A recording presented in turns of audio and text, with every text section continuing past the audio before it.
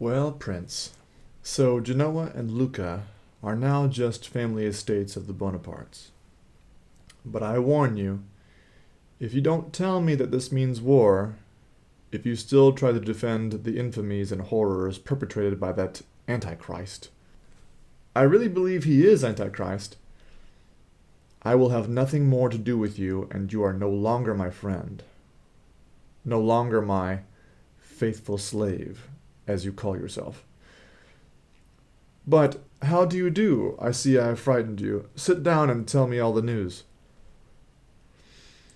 It was in July 1805, and the speaker was well-known Anna Pavlovna Scherer, maid of honor and favorite of the Empress Maria Fedorovna.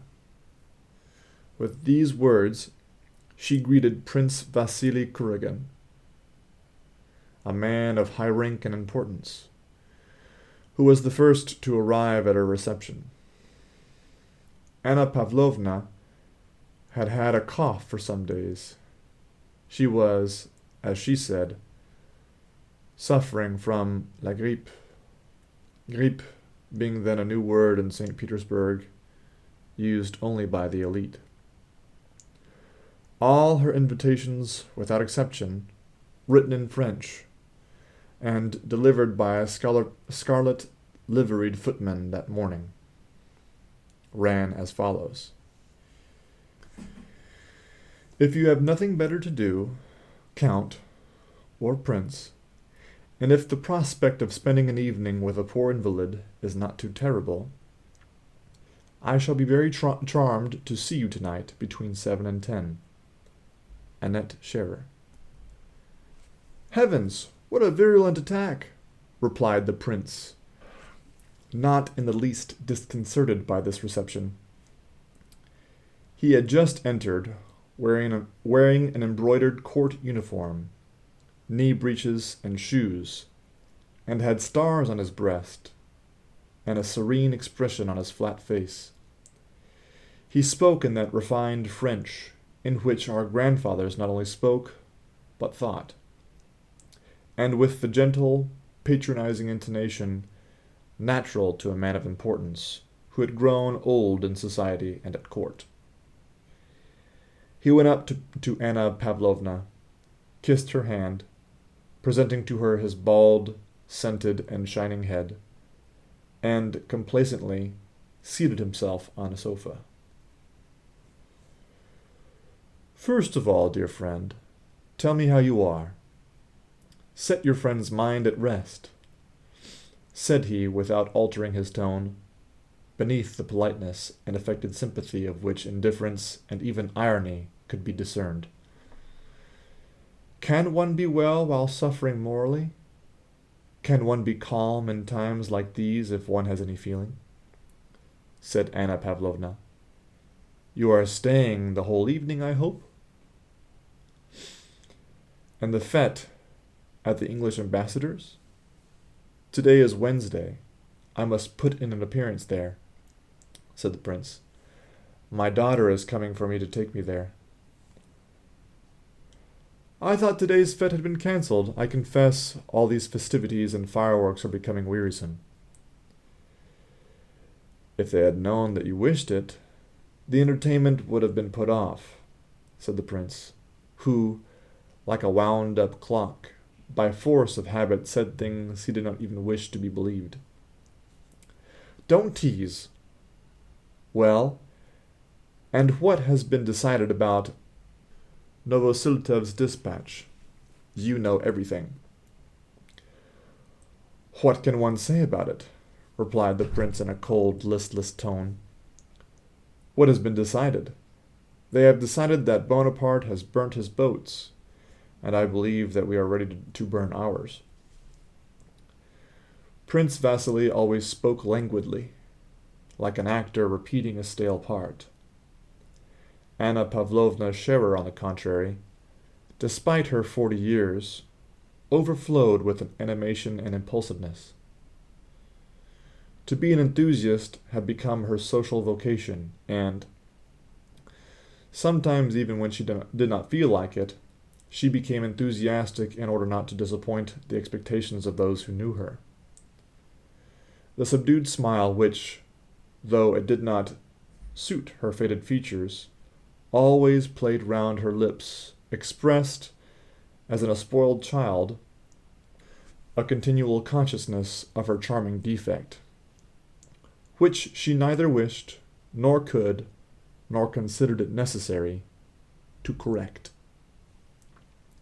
In the midst of a conversation on political matters, Anna Pavlovna burst out. "Oh, don't speak to me of Austria. Perhaps I don't understand things, but Austria never has wished, and does not wish, for war. She is betraying us. Russia alone must save Europe. Our gracious sovereign recognizes his high vocation and will be true to it. That is the one thing I have faith in. Our good and wonderful sovereign has to perform the noblest role on earth, and he is so virtuous and noble that God will not forsake him. He will fulfill his vocation and crush the hydra of revolution, which has become more terrible than ever in the person of this murderer and villain. We alone must avenge the blood of the just one. Whom, I ask you, can we rely on? England, with her commercial spirit, will not and cannot understand the Emperor Alexander's loftiness of soul. She has refused to evacuate Malta. She wanted to find, and still seeks, some secret motive in our actions. What answer did Novosiltov get? None. The English have not understood and cannot understand the self-abnegation of our emperor, who wants nothing for himself, but only desires the good of mankind. And what have they promised? Nothing. And what little they have promised, they will not perform. Prussia has always declared that Bonaparte is invincible, and that all Europe is powerless before him.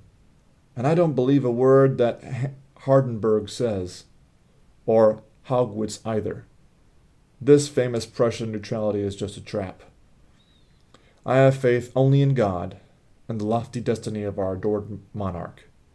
He will save Europe."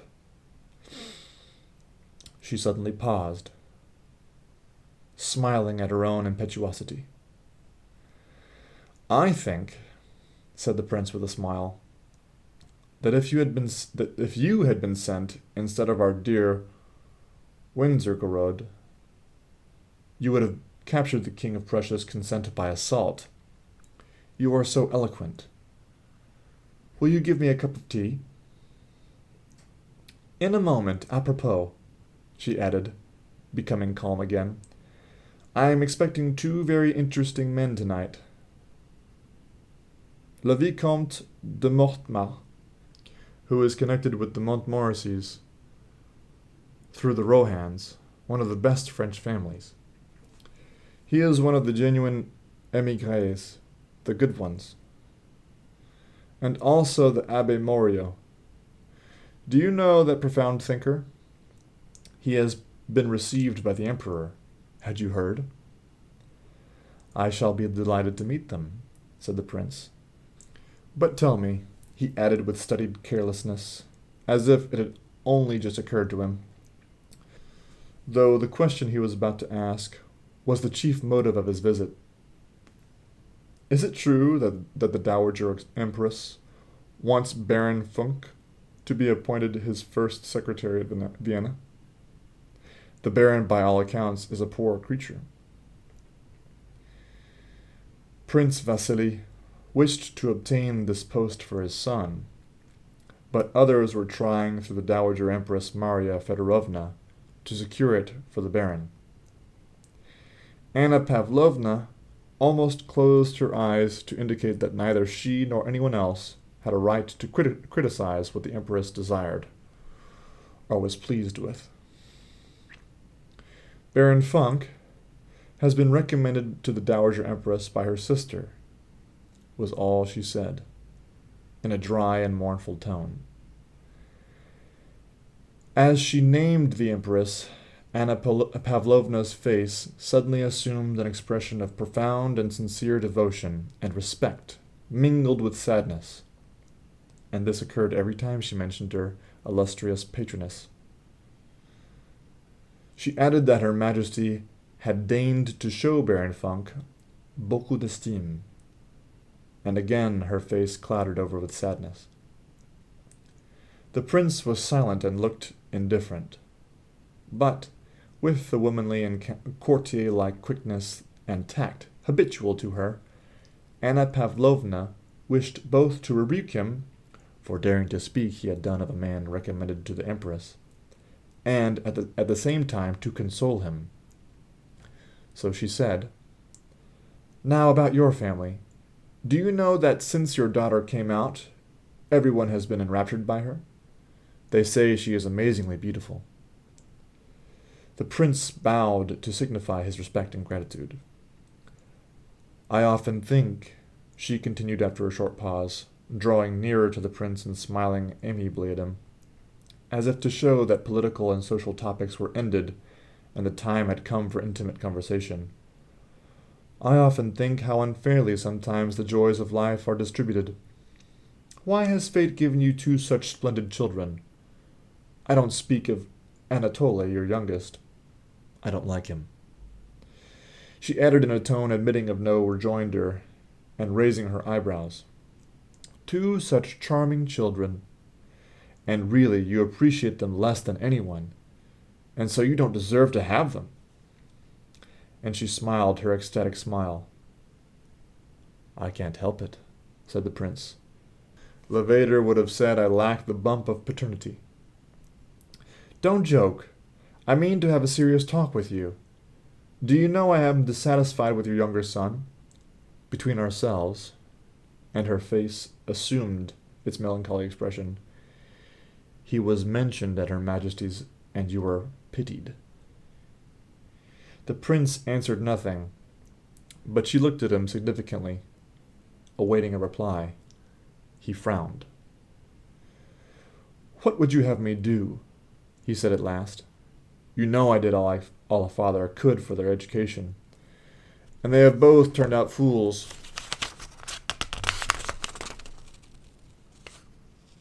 Hippolyte is at least a quiet fool, but Anatole is an active one. That is the only difference between them." He said this smiling in a way more natural and animated than usual, so that his wrinkles round his mouth very clearly revealed something unexpectedly coarse and unpleasant. "And why are children born to such men as you? If you were not a father, there would be nothing I could reproach you with," said Anna Pavlovna, looking up pensively. "I am your faithful slave, and to you alone I can confess that my children are the bane of my life. It is the cross I have to bear. That is how I explain it to myself. It can't be helped." He said no more, but expressed his resignation to cruel fate by a gesture. Anna Pavlovna meditated. "Have you ever thought of marrying your prodigal son Anatole?" she asked. "They say old maids have a mania for matchmaking, and though I don't feel that weakness in myself as yet, I know a little person who is very unhappy with her father. She is a relation of yours. Princess Mary Bolkonska."